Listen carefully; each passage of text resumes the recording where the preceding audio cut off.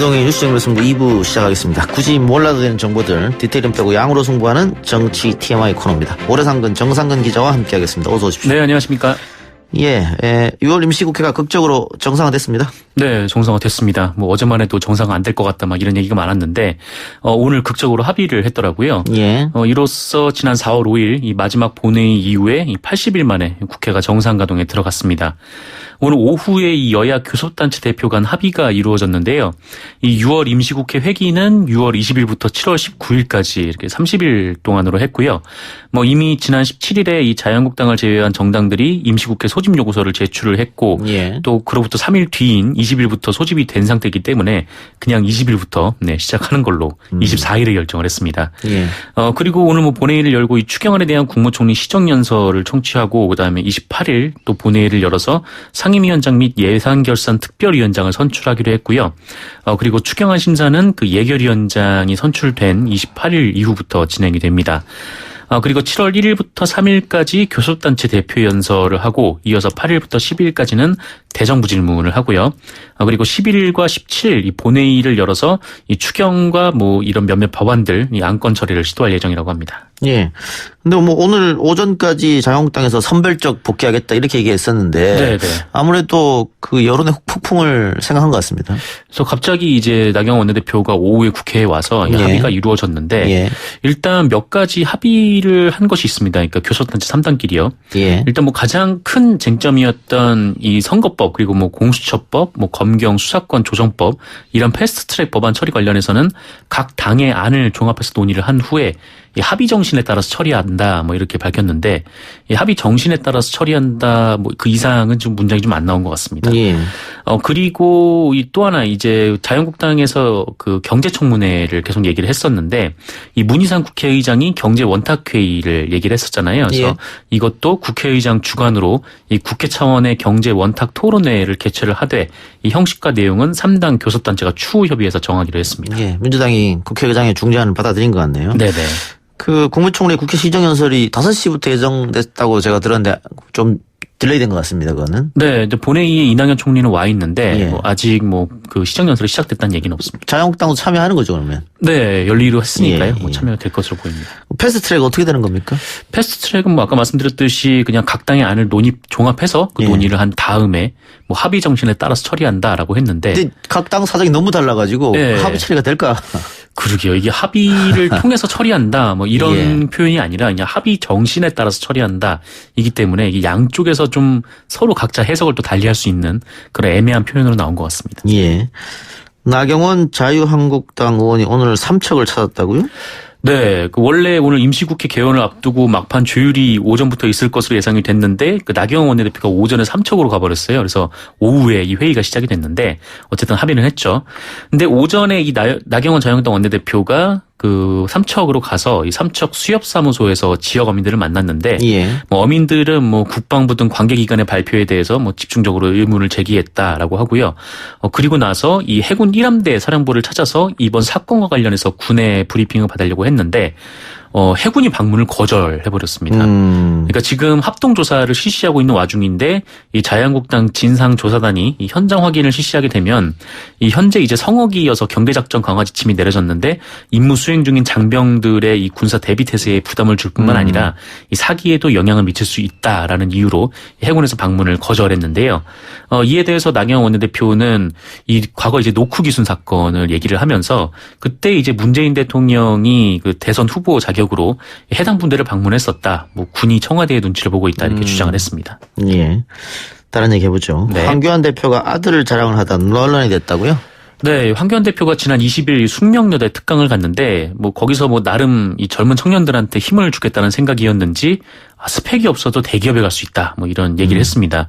근데 사실 저는 이 얘기 자체도 좀 황당하더라고요. 그러니까 정치인이 좀 대기업에 가지 않아도 누구나 하고 싶은 일을 하면서 행복하게 살 수 있지 않나, 뭐 이런 대한민국 만들겠다. 좀 이렇게 얘기를 해야 되는데, 우리 아들이 스펙 없이도 대기업 갔다 뭐 이런 얘기를 해버린 셈이어서 뭐 그것도 좀 문제가 좀 됐는데. 예를 앞에 쭉 들어준 거죠. 뭐 이렇게 스펙 없는 사람이 있는데. 네, 맞습니다. 몇 군데 시험을 쳤는데 다 됐다더라. 사실은 그게 우리 아들이다. 이렇게 된 거죠. 네, 맞습니다. 뭐 큰 기업에서는 뭐 스펙보다 특성화된 역량을 본다라면서 뭐 3점도 안 되는 학점, 뭐 토익 800점 정도로 뭐 다른 스펙 없이 졸업했는데 서류 심사를 통과한 5곳에서 모두 합격했다. 뭐 이런 얘기를 했는데 그러면서 이제 이 청년이 제 아들이라고 얘기를 한 거죠. 그런데 이게 뜻밖의 취업비리 의혹으로 번졌습니다. 예. 이 황교안 대표의 아들이 간 기업이 KT인데요. 예. 이 KT의 그 즈음에서 채용 비리가 좀 굉장히 많았던 데다가 또 황교안 대표가 또 그 즈음에서 이 부산 고검장에서 퇴임을 해서 이 법무법인 태평양의 고문 변호사로 활동을 했고 또 이듬해 이 법무부 장관에 지명됐기 때문에 뭐 이런 논란이 좀 나온 건데요. 뭐 그러자 이제 황교안 대표가 여기서 해명을 한 것이 사실 우리 아들은 학점 3점이 넘었고 토익도 900점이 넘었다라는 것이었습니다. 그러니까 앞선 발언이 거짓말이었다는 거죠. 예. 그래서 이제 거짓말 논란으로 번졌어요. 네, 맞습니다. 그런데 KT 채용 특혜 이야기 했었는데 자유한국당 김성태 의원이 아직 조사를 안 받았거든요. 검찰 조사를. 네. 그 관련자는 다 구속됐는데. 맞습니다. 이석채 회장도 지금 구속이 돼 있는데 이제 남은 김성태 의원 한 명이다라는 얘기가 있었죠. 근데 아직 소환 조사가 이루어지지 않고 있습니다. 네. 알겠습니다. 예. 지금 이낙연 국무총리가 국회 연설을 막 시작했네요. 네. 시정 연설 들어갔습니다. 예. 뭐 자세한 얘기는 이따 뉴스 시간에 알려드리도록 하고요. 오늘 강원랜드 채용 청탁 사건과 관련해서 권성동 의원 1심 판결이 나왔는데 무죄가 선고됐습니다. 네, 무죄입니다. 이 서울중앙지방법원 형사합의 22부에서 판결이 나왔는데 그 업무방해 등 혐의로 기소된 권성동 의원에게 무죄를 선고했습니다. 이 권성동 의원은 그 지난 2012년 11월부터 2013년 4월까지 이 강원랜드 인사팀 등에 압력을 넣어서 이 교육생 공개 선발 과정에서 인턴 비서 등 의원실 인턴 비서 등 11명을 채용하게 한 혐의로 기소가 된 바 있습니다. 아울러 최응집 전 강원랜드 사장에게 청탁 대가로 자신의 비서관을 경력 직원으로 채용하게 한 그러니까 제3자 뇌물수수 혐의, 그리고 자신의 선거운동을 도와준 고교 동창을 사회이사로 지명하도록 이 산업통상자원부 공무원들에게 압력을 행사한 이 직권남용 권리행사 방해 등의 혐의도 받았는데, 그러나 재판부는 이 검찰의 공소 사실이 합리적 의심의 여지 없이 증명됐다고 볼 수 없다면서 모두 무죄다 이렇게 판단했습니다. 예. 재판부는 어쨌든 그 최홍집 사장의 증언을 신뢰하지 못하겠다 이 말인 것 믿을 같아요. 수가 없다. 네, 그 얘기였습니다. 알겠습니다. 자, 권성동 의원은 어떤 입장입니까? 뭐 권성동 의원은 뭐 선고 직후에 이 사건은 검찰이 증거 법칙을 무시하고 정치 탄압을 하려고 하다가 무리하게 기소한 것이다라고 말을 했는데요. 그러면서 검찰은 그간 증거를 조작하고 무리한 주장을 통해서 정치적으로 본인을 매장하려 했다. 이렇게 주장을 했습니다. 그러면서 사법부에는 공정한 판단을 내려줘서 경의를 표한다라고 말했고요. 이 지역구 주민들에게 뭐 믿고 지지해줘서 감사하다라는 인사를 했습니다. 예. 다시 속보가 하나 들어왔는데요. 자유한국당이 의원총회에서 국회 정상화 합의안 추인을 시도했는데 불발됐다고 하네요. 그래서 지금 국회 본회의 국무총리 추경안 시정연설도 거부했다고 합니다. 나경원 원내대표가 좀 애매한 상황이 됐네요. 네. 리더십에 상처받는 거 아닙니까? 이렇게 되면? 네. 뭐 본인이 원내대표가 합의를 했는데 의원들이 따르지 않은 결과가 되니까요. 네. 그러면은 국회 정상화는 6월 달에도 안 된다는 얘기지 않습니까? 그렇게 되네요. 근데 일단 지금 뭐 국회는 소집이 됐고. 그렇죠. 네, 지금 진행 중인데 이 의사일정 합의가 다 이루어진 상태 아니겠습니까? 예. 그래서 이후에 또 어떻게 진행될지, 그러니까 의사일정은 진행되는데 자유한국당이 보이콧의 방법으로 안 들어오게 될지 뭐 그건 좀 더 지켜봐야 될 것 같습니다. 예. 더 자세한 얘기는 3부 민주당 홍익표 의원 연결해서 알아보도록 하겠습니다.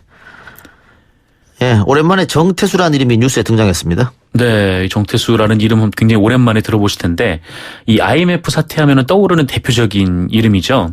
본인도 뭐 공금 횡령, 뭐 뇌물수수 등 경제 범죄를 저질렀지만 그가 이끈 한보그룹이 이 부정대출 사건을 저지르는 바람에 은행들이 극심한 자금 악화에 놓였고 이것이 당시 한국 경제 붕괴의 시작 같은 이런 일이 됐습니다.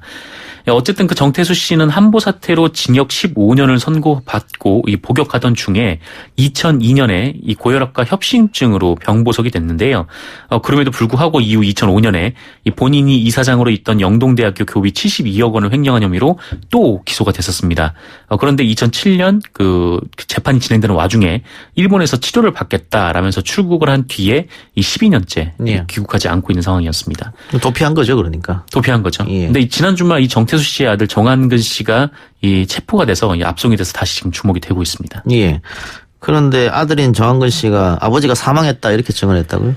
네, 이 정한근 씨도 정한근 씨인데 이 송환 소식이 알려지니까 이 정태수 씨 근황에 대해서 관심이 좀 많았는데 이 부자가 아무래도 같이 도피를 하다 보니까 같은 곳에 있지 않겠느냐 뭐 이런 얘기가 좀 많았었습니다. 근데 또 실제로 그랬던 것으로 보이는 게 이 정한근 씨가 2017년 7월부터 이 에콰도르에서 거주한 것으로 알려졌는데 이 정한근 씨 증언에 따르면 정태수 씨가 이 에콰도르에서 사망을 했다라고 얘기를 밝혔습니다. 그리고 이제 본인이 임종을 지켰다라고 얘기를 했는데요. 이 정태수 전 회장의 나이가 이 지난해 기준으로 95이라고 하더라고요. 상당히 좀 고령인데 하지만 이제 거짓 진술 가능성도 배제를 할 수 없는 만큼 에콰도르 정부를 통해서 이 정태수 전 회장 사망 여부와 관련된 자료가 있는지 조사를 하고 있다고 합니다. 예. 정태수 회장 세무공무원 출신으로 함부로한 회사를 만들었는데 네. 정경유착이 어떤 건지를 몸소 보여줬던 사람이죠. 네, 이제 김현철 씨가 이제 연루가 됐었죠. 그래요. 알겠습니다. 유치원 3법이 패스트트랙 지정에 따라 법사위로 넘어갔습니다. 네, 법사위로 넘어갔습니다. 이 사립유치원 비리 근절을 위한 유치원 3법, 그러니까 사립학교법, 유아교육법, 학교구시법 개정안이 결국 해당 상임위인 교육위원회에서 논의를 하지 못한 채 법제사법위원회로 넘어갔습니다.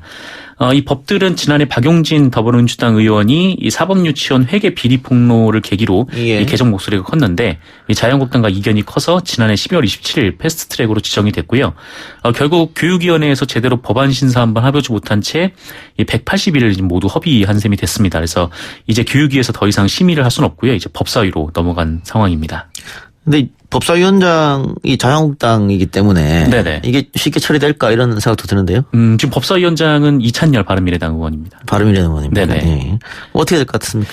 이찬열 의원 같은 경우에는 뭐 국민들이 좀 하루빨리 이 법사위에서 통과가 될 수 있도록 힘을 모아달라 이렇게 당부를 한 상황인데요. 그래서 실제로 좀 법사위 계류 기간이 줄어들지 좀 관심을 모으고 있는 그런 상황입니다. 알겠습니다. 다른 얘기 해보죠. 네. 도널드 트럼프 미국 대통령이 29일 방한하기로 했다. 뭐 그전까지 뉴스가 계속 나온 내용이긴 합니다만은 청와대에서 공식으로 확인해줬다. 네, 공식 확인됐습니다. 예. 구민정 대변인이 브리핑을 했는데 사실 G20 정상회담 이후에 뭐 6월 중에 한국에 온다라고 하면은 29일밖에 없는 좀 그런 상황이긴 했습니다. 예. 근데 어쨌든 이 구민정 대변인이 청와대 춘추관에서 브리핑을 하고 이 도널드 트럼프 대통령의 방한 일정을 공개를 했는데요. 이에 따르면 이 트럼프 대통령은 29일 1박 2일 일정으로 한국을 공식 방문해서 이 문재인 대통령과는 30일 한미 정상회담을 갖는다라고 합니다. 그리고 김정은 북한 국무위원장과 이 도널드 트럼프 미국 대통령이 친서 외교를 재가동하면서 좀 한반도 정세가 심상치 않은 분위기여서 뭐 이에 따라서 일각에서는 트럼프 대통령이 방한 도중에 이 북미 간 만남이 이루어지는 거 아니냐라는 전망도 나오고 있는 상황인데요. 뭐 이게 좀 쉽지 않아 보이는 건 사실인데 뭐 다만 트럼프 대통령이 뭐 비무장지대를 시찰하면서 이 모종의 대북 메시지를 내놓을 가능성은 지금 여기저기서 제기가 되고 있습니다. 예. 일본 언론에서 트럼프 대통령이 아마 DMZ를 방문할 것이다. 아사히에서 쓴 것 같고요. 네네네. 또 미국 언론에서도 그렇게 되면은 그 판문점에서 한국, 북한, 미국 새 정상들이 만나는 거 아니냐 이런 관측 기사까지 썼더라고요. 네, 이 문재인 대통령과 트럼프 대통령의 정상회담이 그 30일 오전 11시경으로 좀 알려져 있는데 뭐 그 이후에 좀 오후에 시간이 날 때 좀 DMZ를 방문하지 않을까. 왜냐면 이전에도 왔다가 DMZ를 방문하려고 했는데 그때는 잘 안 됐었거든요. 예. 네. 예. 어쨌든 트럼프 대통령이 29일 와서 뭐 한미 정상회담 하는 것은 기정사실이 됐고 그렇다면은 이제 일주일 정도 남았는데 네. 과연 그 사이에 김정은 위원장과 문재인 대통령 간에 원포인트로 남북 정상이 만나는 거 그 만나기로 마음먹으면 24시간 안에 만날 수 있다 뭐 이런 얘기도 했었잖아요. 그 문재인 대통령하고 김정은 위원장의 그 2차 남북 정상회담 같은 경우에도 이제 순식간에 좀 이루어진 면이 있어서 마음만 먹으면 그렇게 충분히 할 수는 있다. 뭐 그런 얘기가 있습니다. 예. 어떻게 보세요? 글쎄요. 굉장히 좀 짐작하기 어려운데. 예. 근데 만나려면은 뭐 이루어지지 않을까. 그거 만들려면 당연히 이루어지는 건데, 우리는 조금 희망적으로 봤을 때, 뭐 가능성이 있지 않느냐, 이렇게 보는 거잖아요. 그런데 네네, 뭐, 그렇죠. 여러 가지 조건상 안 맞는다 이런 것도 있고, 그런데 오늘 한 언론 보도에서 문재인 대통령의 일정이 25일 날 비웠는데, 네. 그렇다면은 남북 정상이 만나기 위해서 비워놓은 거 아니냐, 뭐 이런 추측 기사까지 일단은 쓴 상태입니다만은, 결정된 건 아직 모르는 거고, 네네. 우리가 이제 지켜봐야 하는 그런 게 있죠. 네, 그렇습니다. 다만 지금 남북한 그리고 미국 또 중국까지 이 한반도를 둘러싸고 정치 시가 굉장히 빨리 돌아가는데, 특히 G20 각국 정상회담을 앞두고 말이죠. 네. 다들 일본에 모여서 또 일본에서도 여러 정상들이 서로 만날 거 아닙니까? 네네. 그러면 한반도 정세 얘기를 할 테고, 그렇다면은 트럼프가 돌아오기 전에 뭔가 이루어지지 않을까, 이런 또 장밋빛 기대감이 있는 것도 사실입니다. 그렇습니다. 이번 주 중반에 이 스티븐 비건 미 국무부 대북정책 특별대표가 또 방한을 하는 상황이기 때문에 예. 이때 좀 비건 대표가 북한과 어떤 얘기를 나눌지도 좀 관심이 모아지고 있습니다. 예. 근데 제가 아까 좀 가짜 뉴스를 버티는 게 하나가 있는데 예. 제 법사위원장이 이찬열 위원장이라고 말을 한 바가 있는데 예. 여상규 자유한국당 의원이고요. 예. 이찬열 위원장은 교육위원회 위원장이었습니다. 예. 네. 예. 제가 잘못 알았나 싶었네요. 혼란을 드려 죄송합니다. 그래, 국회 법사위원장이 한국당 여상규 의원인데, 그래서 이 유치원 3법이 일단 법사위에 넘어갔다고 하더라도, 네. 지금 자유한국당이 아까 저희가 뭐 속보도 전해드렸습니다. 추인 반대했다고 의원들이. 네네. 그렇게 되면 과연 법사위원장이 이것을 통과시켜 주겠느냐. 이렇게 되면은 법사위가 열릴 수 있을지도 좀 미지수일 것 같은데. 법사위 자체가 안 열릴 가능성도 상당히 높아졌다. 힘드네요. 네. 좀 안 좋은 상황입니다. 예, 알겠습니다. 그것도 하여튼 지켜보기로 하고요. 어쨌든 29일, 30일 양일간 트럼프 대통령이 방한하는데, 그때 어떤 일이 일어날지 사실은 아무도 모르는 거죠. 네, 일본 그렇습니다. 언론에서 이야기한 DMZ 방문, 우리 정부에서 확인해 주진 않았는데, 오늘 YTN 속보를 보니까 정부 측 관계자가 가능성이 있다라고만 얘기를 했다고 하거든요. 어느 정도는 뭐 얘기를 나눠보지 않았냐, 미국하고, 이런 생각이 듭니다. 네, 갑자기 이제 하노이 정상회담 이후에 식혜가 좀 빨리 돌아가고 있는 느낌인 것 같습니다. 예, 알겠습니다. 하노이 정상회담 이후에 김정은 위원장이 뭐 눈물을 보였다 이런 얘기도 있던데. 네, 김종대 의원이 그렇게 얘기를 했죠. 예, 김정대 의원이 얘기를 했죠. 이번에는 평화적으로 좀 더 잘 나아갈지 한번 지켜보도록 하겠습니다. 네. 오늘 정치 TMI 코너는 여기까지 하죠. 지금까지 정상근 기자였습니다. 수고하셨습니다. 네, 고맙습니다.